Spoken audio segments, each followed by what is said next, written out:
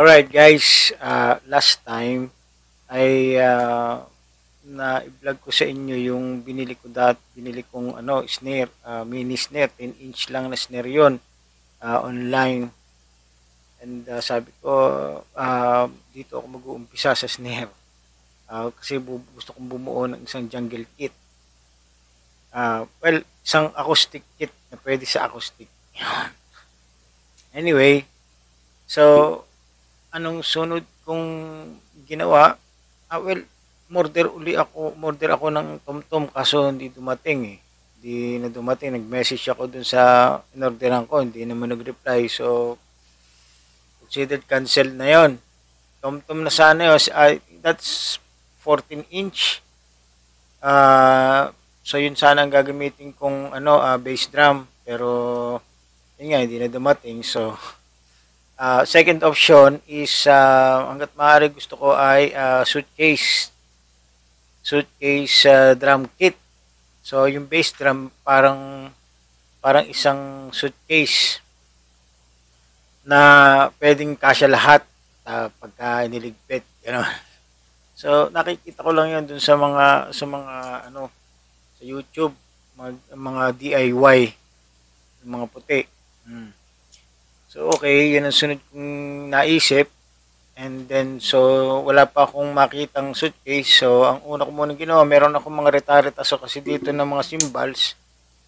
So, ipinatabas ko dun sa aking bayaw. Shout out kay Bing. Bing, kapatid ng aking asawa. Siya ay Tin Smith. Actually, Jack of all Smith. Alam nun lahat. So, pinatabas ko yung isa kong cymbals na narito luma, hindi ko ginagamit sa tatlo. Ganito. Dumangkal lang ako eh. Tapos sabi ko, gumawa ka ng tatlo. Ganun. 3 piraso. Nakita ko lang ito din sa Luta ba yun? Luta drum kit. Acoustic kahon. Ganun. So, naisip ko, so, pwede ito itong gagamitin kong hi-hat. And then, naisip ko na kapag ganito ang ginawa ko, wala na ang pasirit, wala na yung wala na yun. Automatic, na lang, ganyan na lang, kung ano na lang yung tunog ng hi-hat pag naka-close. Which is yun lang naman ang gusto ko. Anyway, so yun. And then, nakakita rin ako sa YouTube nung DIY na ganun. So, ganun nga, pumiraso nga lang siya sa lumang cymbals na ganito. Ganito rin.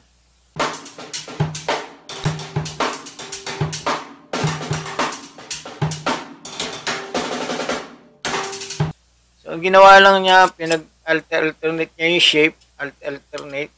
So, that means ganyan. Ayan. Alternate.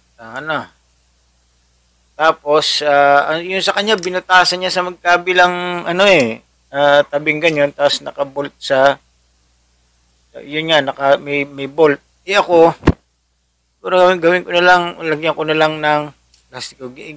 Nilagyan ko na lang ng lastiko. And, I think okay naman. Pero bakit mahaba mo at parang kakaiba?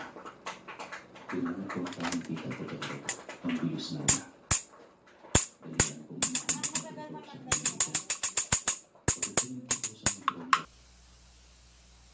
Okay, so yon ang ginawa ko sa hi-hat. So sa ngayon, yun muna para sa hi-hat. And then, tamang-tama naman yung asawa ko ay merong pinagmamaynan na online seller na Japan surplus items. At nagkataon na mind free niya itong box na to sa Plantation Japan Surplus Shop na pag-aari ni paring Jess nung silang yung couple yun paring Jess, shout out sa'yo tsaka sa misis mo at tsaka kay Janet. Ayan ang laman nito actually ay 8-track cassette tapes. Yun ay isang form of medium sinundan, I believe sinundan siya ng yung regular na cassette tape. So na phase out na yan, na phase out na yung 8-track records, 8-track cassette tapes.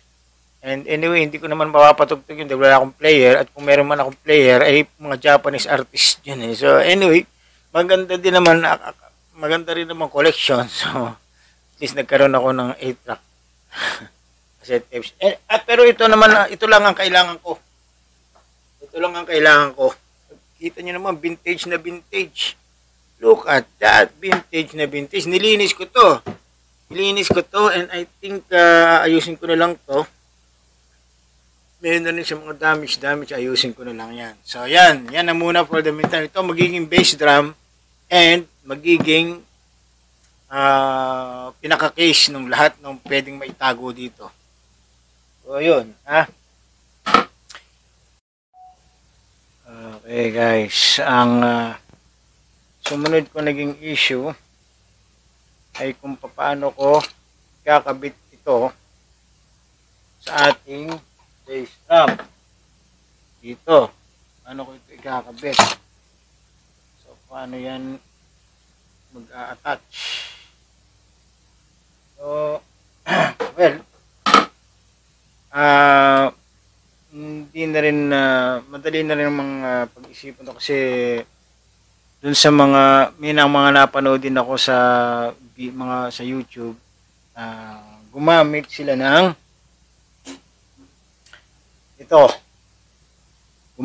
ng hinge. Okay? So kailangan lang malapat na hinge. Para maabot talaga nitong ngipin. So the idea is nakasalpak ito. Yan. Tapos itong part na to ay naka-screw naman sa bass drum. So naka-screw siya dito. Okay? So sa ganyang paraan, may ikabit na natin ang pedal sa bass drum. Ngayon, ang problema, kapag hindi ginagamit, pag buhat-buhat mo yung bass drum, palawit-lawit ito ngayon. Pero, the only idea that I can think of is by the use of these magnets. So, nakuha ko ito dun sa mga nasira naming mga kinakapit dyan sa rep, mga nababasag, mga souvenir. So, yun, kaano ko lang ito dito, siguro shoe glue, kakapin natin ng shoe glue. Ayan, dito lang sa isang part, dun sa part na naka-screw sa bass drum.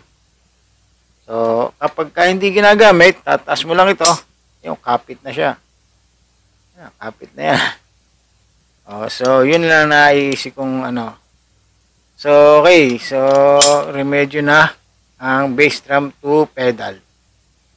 At, ang sunod, kung naging challenge, ay ang pagkakabitan ng cymbals. Marami akong naisip. Meron pa nga akong boom stand ng cymbals. Pero syempre kailangan minimalize ang ating drum kit. Kaya nga ang pinili kong hi-hat ganito hindi na tayo magdadala ng stand ng hi-hat. Maliit lang na stand ang kailangan ito. So maliit lang, walang bilog na hi-hat, ganito lang. So ito, ang hi-hat, ang cymbal na gagamitin ko dito is 12-inch lang. Yung isang cymbal ko ditong luma, pinagagayat ko din dun sa bayo ko, sabi ko 12-inch. So maliit lang yon. And ito ay imamount naman sa ibabaw ng bass drum, itong suitcase. So ang ginawa ko, naghanap ako, kasi itong assembly na to kasi nasa ibabaw ito ng isa pang ng cymbals So naghanap na lang ako at nakakita naman ako nito. ito ay galing sa, saan ba yun? Galing sa isa kong ganito. Ayun. Ito yung nasa loob. Ayun. Anyway, yan. So, galing din. Total, hindi ko naman ginagamit yung isa kong black. So, kinuha ko na lang itong part na to. Siya ko inilagay dito. So, ito yung nakasuksok sa ilalim. So, sa loob ng bass drum nung suitcase. Ibubutas ko na lang. Tapos yun. Lang, kakabit mo lang ito dito. Ayan. Okay.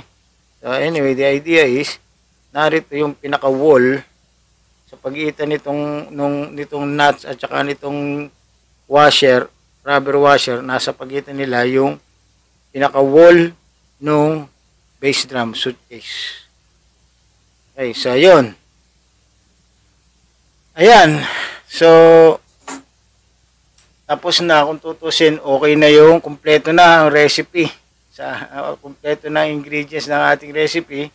Sa next video, ipapakita ko kung paano ko buuin na yung buong suitcase acoustic drum kit.